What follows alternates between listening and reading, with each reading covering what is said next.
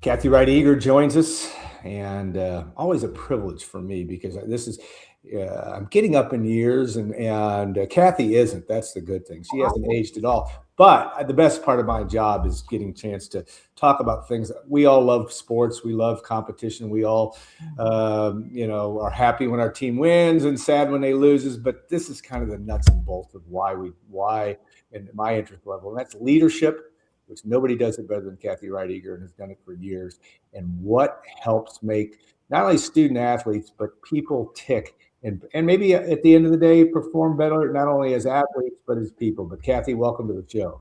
Thank you, Alan. It's just an honor to be on the show. It's been a few years, and I'm super excited. This is the highlight of my week. Oh dear, you need to have a better week, but no, that's all good. All right, and your role has been a fascinating one, and leadership is everything. And Purdue, disappointing for Purdue fans, but still had a terrific basketball game at UCLA, and a guy named John Wooden, and who is near and dear to your heart. You started the Leadership Institute at Purdue under John Wooden, but that tie of what he means and what his message means still resonates a lot with you, I'm anticipating. Yes, absolutely. It goes back to my core values, and leadership was one of them. And honestly, when I was in junior high, I had to write a paper of what I wanted to do when I grew up, and I wanted to be a coach and a teacher. Yeah. And my dad brought me the John Wooden Leadership Pyramid. And he was like, if you want to be a good coach and a good teacher, you need to implement these 15 characteristics. So it goes way back. And so after I, hung up my stopwatch and stopped coaching swimming, to be able to lead the John Wooden Leadership Institute for the student athlete, the coaches, the administration, it was just a dream come true. And you have that chance with a guy, and I was telling people that Purdue's statue of John Wooden is actually more prominent, a better statue, I should say, just because they have the whole pyramid of success outside of Mackey Arena. UCLA has it inside of Pauley Pavilion. But you talk about a guy that embodied everything that in today's NIL rev share world, you still need to have a lot of those characteristics, and it makes it even more challenging, I would think, for coaches and for student athletes to persevere in this environment. It really is. And you think back on those 15 characteristics that he really implemented in everything he did in his life, personal and basketball. But that was back in the 60s, Alan, and that was a turmoil time also. And so those characteristics are timeless. Like, they were good then, they're good now, they're good for the NIL and wherever, the college scene is going. I mean, we're going to hang on. That's something we can control. Is who we are and what we stand for and what our core values are. Yeah, tell us a little bit about what you know currently with CWE Leads, and also your role. You still are teaching a class at Purdue and for Purdue athletes, and still doing some consulting, as I understand it. But get us up to date on what's going on with that. Okay, so when I retired from Purdue in 2020, full retired, I started my own business, and Purdue was the first company to hire me, and I love that. That made my heart sing. So they hired me to teach the EDPS 490 class. And it's been in place for a long time, but our psychologists used to teach that, the university psychologists, which was really good. But then it got to the point with mental health issues and anxiety that they had to drop all outside things, and they had to focus on, their students and one-on-one counseling. So then we were kind of left with like, who's going to teach this class? So it was like a perfect storm. I was like, I'd be glad to teach it. I'd love it. And it'd be a way for me to keep my foot in the door with Purdue athletics. I wasn't ready to retire completely, but Alan, I was getting a little burnt with the 12-hour days. So it's to me, it's perfect. And it is a class that is 2 semesters, and that student athletes do get a credit for it. It's not 16 weeks, it's 8 weeks long. We meet twice a week for an hour. Each each day, Monday and Wednesday, for 8 weeks. And it is something that I just think, actually, if anyone asked me to speak to a group, they were like, well, why don't regular students have that class? Yeah. Why is that just for student athletes? And one of the things that I think that makes me an interesting teacher and a good fit is I kind of look at my class and the objectives that I pick. Of course, I go through, our administration and really our academic advisors, like what do you, and the coaches, like what do you think they need? What are you seeing? What trends, like what things can I hit on? But really, I look at it like half mom, half coach. And, like, you guys better be in there doing the right things. So I kind of think that class is like basically under like an umbrella.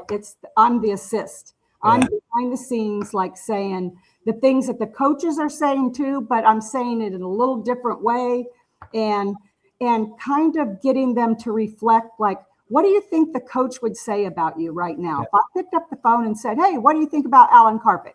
Yeah. What do you think the coach would say? And they'd be like, well, I've been late like 4 times. I go, yeah. Like, I'm trying to get them to like see it through other people's eyes, and like accountability, like their mom, their dad, their grandma, whoever helped them get to where they are, they're not here anymore. Like, literally, it is up to them to be accountable.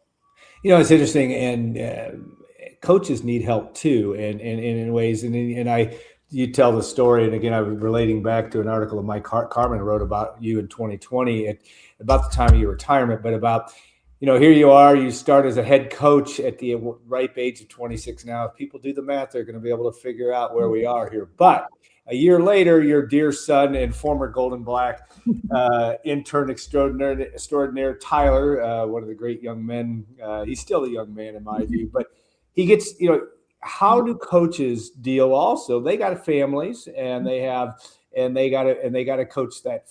You got to coach and love your family and your kids, so to speak. And then you have your team that's your children, so to speak. How is that dynamic? You brought a lot to the table because you lived that for a long time in your 22 years of coaching with Purdue Swimming. Yeah. My way of doing it is almost to integrate them, like I would share with our 2 sons, some of the mistakes that some of the athletes would make or the swimmers would make. So they're like, whoa, these are real life situations, and they can see kind of the consequences. I would also share with the athletes what it's like juggling being a parent and having a full-time job. And they don't get it then, but what is so cool is like 10 years down the line, my phone, I can't tell you how many I'll bet. every day, like, you never said it was this hard. Yeah.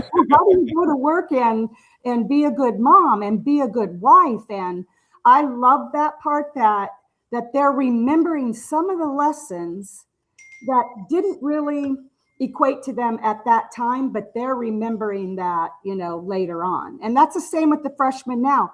Sometimes, like I had someone tell me the other day, say, you kept harping on our whole class about sleep, get sleep. Yeah. You want to be a good student athlete. Sleep is for your brain and your body, And she was like, it just went in one ear and came out the other ear. But she said, my sophomore year, I thought, I wasn't really happy with my freshman year.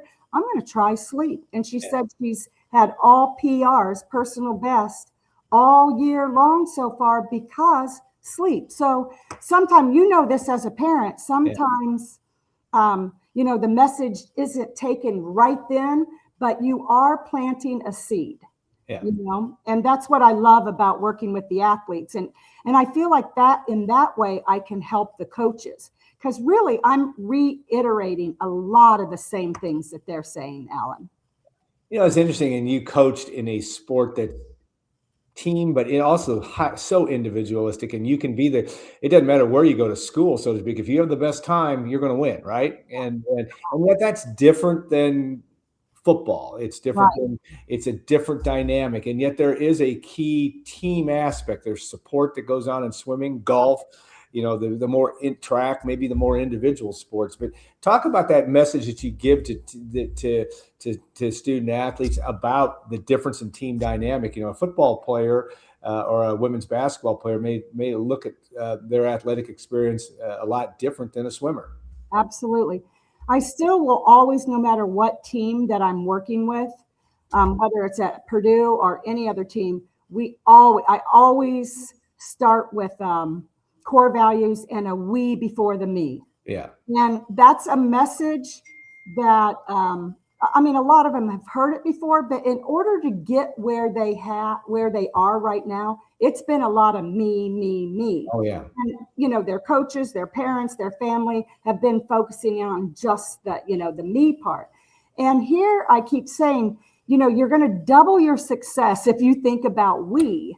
You know, you think about the great athletes. Like I still think about Vince Edwards. I mean, how he took Carson, you know, under his wing and just kind of guided him. And I mean, that kind of, yes, it can be individual, and that's not selfish to take care of yourself and put yourself first when it comes to sleep, you know, nutrition, schoolwork, being on time, all of that. That's not selfish. That's doing the right thing. But if you can think about the we, like, how can I help someone else? How can I, like, I see someone struggling. I see someone, you know, dropping a pass or making an error at the end of the game. That's when the we really comes in with the teamwork. You know, like, you surround them and say, hey, you didn't lose that game for us. You know, that game was 4 quarters, or that game was 2 halves, or that swim meet was, you know, 16 events. So I think, you know, I think the highs can be higher and the lows can be lower. If you just, you know, if you embrace the we part, I think the highs can be higher. If you don't, the lows are going to be lower, is what I'm saying. Yeah, and that's well said. And, you know, you look at this year's team, and without asking you to speak out of school, but you observe, you've been around all these guys in one form or another. Yeah. It appears, I mean, I think it's pretty universally known that Matt Painter's team has got a bunch of good guys. They're really good people. Yeah. They're hard workers. They had a disappointment on Tuesday night.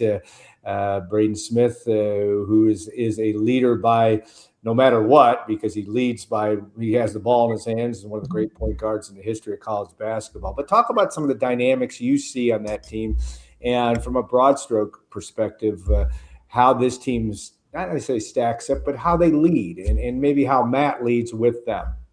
I had a guest speaker in my class yesterday, and he was like, now, you know, how's the coach going to handle that loss?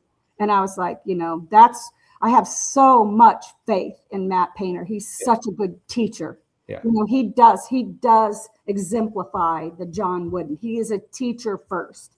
He is a coach and a teacher. He will let them sit in that. He will show them the facts. Yeah. They were out rebounded. He will show exactly poor shot selection sometimes. And then he'll point out the things that they did really well. He'll let them sit in that a little bit. He's very good at that. No excuses. He, you know, he's not afraid to say the hard things. Who needs to pick it up? Who needs to do this? How they need to support each other. And then they'll get back to work. And the work, I always say after a loss, Matt Painter's teams are so much better. Yeah. I mean, because they will specifically work on what they didn't do well. I mean, I'll be at the game a half hour early on Saturday to watch them warm up, because there's going to be fire in their eyes. Yeah. And that's what I love that about Painter's team. And I like that about like the 3 seniors on that team. They really get it. Gosh, if Alan, you should have them on your team and talk about how they hold their team accountable. Yeah. Because do you know, if you talk to any coach, the athletes holding each other accountable is one of the biggest struggles. And somehow Matt Painter gets his guys to do that. So in class last week, I asked everybody who holds them accountable. You know, and there's some kids that are transfers, that they might be sophomores, but most of them are freshmen. And they're like, oh, my dad, my mom. I'm like, they're not here. Yeah. Yeah. And then Omar, you know, he says the upperclassmen. Yeah. They've held me accountable from the second I put my foot on campus. And that's the answer I was looking for. It should be the upperclassmen. You know, that's a team culture that is student athlete led, like that the coach, says the expectations, and then the longer you're in the program, the upperclassmen lead the way. That is what a true leader does. Even if they have to say, dude, you need to pick it up, or hey, you need to get more sleep, or your attitude is, a little shaky. What can I do to help you? Let's go. Follow me. Jump in here. Let's go. Yeah, I always use the example. Fletcher Lawyer, one of the great three-point shooters in the history of, is going through a tough time shooting the basketball, or at least he did it at UCLA and somewhat at USC. But I watch him, and this is why some fans say, "Oh, you maybe need to find somebody else to play." He's going to play because he holds them accountable, and you watch him do it. He's a leader out there. Obviously, he's got to hit shots. We know that. He's got to perform, but it's that fine line of, and he's a more demonstrative guy than Smith and Kaufman-Renn, different personalities, I would argue, but I do watch his leadership and a little bit more in your face, but and he holds himself accountable. That's he does. a good part. And I don't have a shadow of doubt that he's going to pull out of it. Yeah. Because honestly, he knows there's highs and lows of being a good athlete. He knows that, or even in life, not just being an athlete. He has a good grip on reality. Yeah. And another thing too, what I like to, sometimes my husband will go, "Did you see that?" And I go, "No, I was watching the bench." I love to watch that. Like if he's not in, he's talking about plays the whole time. He's like pointing out, seeing, observing, and he's stretching. The whole thing is getting ready to get back in and help the team. Yeah, I am amazed at this team, and not to gush, but it is. I have my angle is, when I sit sometimes in my seat, I have a great angle across the court at the bench, and I've not seen many teams, and this is that cheer for each other. Omar Meyer may hit 3 jumpers in a row, which could, in theory, impede somebody else's playing time, and they're still cheering like crazy for him, and that is a very good sign for Purdue moving forward. Now, our next segment guest is someone near and dear to your heart and to Purdue heart, Ray Davis, Raphael Davis, and they're one of the great individuals. I call him the Martin Luther King of Purdue athletics, and he really is, because he's doing so many things. But it was a seminal moment also, and I remember in Mike Carmen's article writing about what that meant.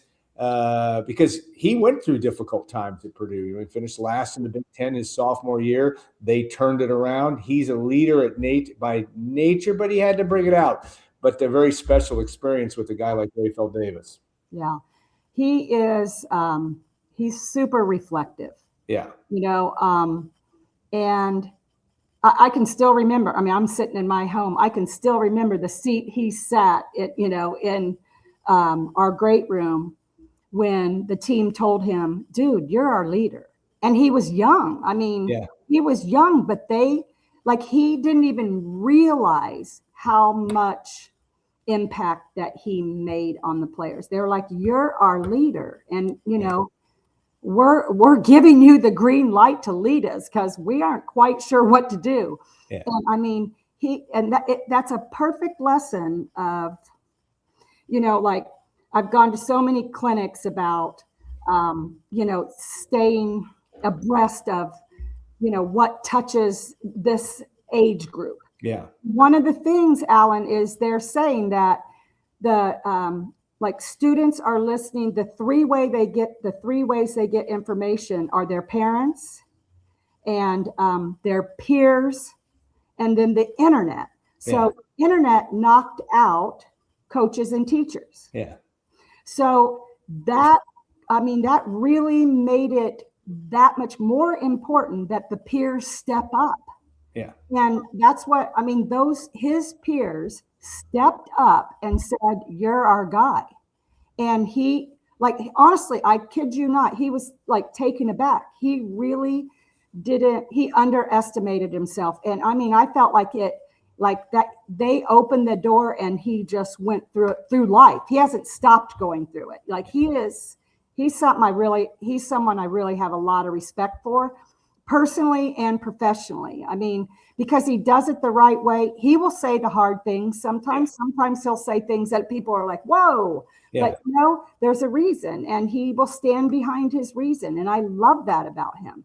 I can't wait to watch that episode with him. Yeah, I mean, he is phenomenal because he's taken leadership not only off the playing court, but all the things he does in his personal life, and we'll hit it on that. He is, and he credits you, but he also, that in the meeting, the context was there was a team meeting, I think probably during, I don't know, it was where I know Coach Matt Painter wanted to do it at the locker room. You wanted to do it at your house, and it went on for 2 or 3 hours. You told him it was time I had to go to bed. I being Kathy Wright Eager, but that was an important thing about feelings, and it really resonated with this group. But way back 11, 12 years ago. Yeah, it really was, and he took that team on his back. Yeah, but he didn't do it solely. I mean, then they started listening to Coach Paint and listening to what their role was. But he was the peer that was saying, you got to listen to him. He's told you what to do. Now do it. Like he was that liaison between the coaching staff and the players. And I think Painter has done a good job of getting younger people on his staff too, to keep that liaison going, and then having the leadership too. So it goes to the coaches, to the younger staff, to the upperclassmen, all the way down. It's a perfect, I hope he writes a book one day, and just lets people understand his philosophy, because it's working, and it's the right way to do it. It's the John Wooden way to do it. Yeah, it's a pretty good blend when you have a PJ Thompson, a Sasha Stefanovic, and a Paul Lusk. Absolutely. And a Brandon Brantley, guys that are mature on both ends of this age spectrum. Yeah. Pretty good thing to have together. Okay, one last question for you, and in the wonderful world of the transfer portal and the wonderful world of seeing these 1-year guys, and I don't know how many of the guys that you're seeing that and I'm talking mostly football, but not exclusively, where you have, they're in their fourth school in the fourth year, and Purdue has some in football, and there are some grad transfers in there. But what's that message to them, and how much more difficult does that make it for somebody that's maybe on their fourth school or third school in 4 years? It's it was hard for me to handle, and part of my the whole purpose of having the EDPS class is change management. It's a real phenomenon. Things change. If you don't change with them, you're going to be left behind. You can still keep your core values, but you have to understand that life is going to have changes. So I think, like, I've tweaked my class because of it. I used to have all freshmen. Yeah. Now I have a couple seniors in my class. And you know what? I've just tweaked it to, like, how do you feel about this? How has accountability changed from going from one school to another? I mean, you've had to change 3 times now, in college. Like, is that an advantage? I just ask the questions and let them start talking about it. And some of them have a hard time with the change. Yeah. Honestly, a lot of them are doing it for family reasons, you know. The other thing is, on the other side, some of the players have expressed, like, you get close to your teammates, they're maybe your roommates, and then they're gone. Yeah. And it's hard on the people that stay too. Yeah. But I'm like, hey, we're going to have to change. We're going to have to open some of the, if we want our team to be good, we need to open our arms and help them make the adjustment. And think of that we versus me attitude. I mean, it's the way things are. So how can you make it better? Yeah. Nobody makes it better than Kathy Wright Eager. Thank you so much for your time. We could do a weekly podcast. I don't know if you want to see me that much, but it would be, it's just such a fascinating topic. And really it gets to the core of why you support programs, why fans support teams, because you want to find goodness in them too. And we at Purdue's had its share of that over the years. Kathy, have a great rest of your day. Thank you so much for your time and most of all your expertise. And yes, the proud mom of Tyler and Tori. We have to get a Tyler mention in there which is the second time, but a great family, and of course a great husband in Rob. But thanks so much. Thank you so much. Boiler up.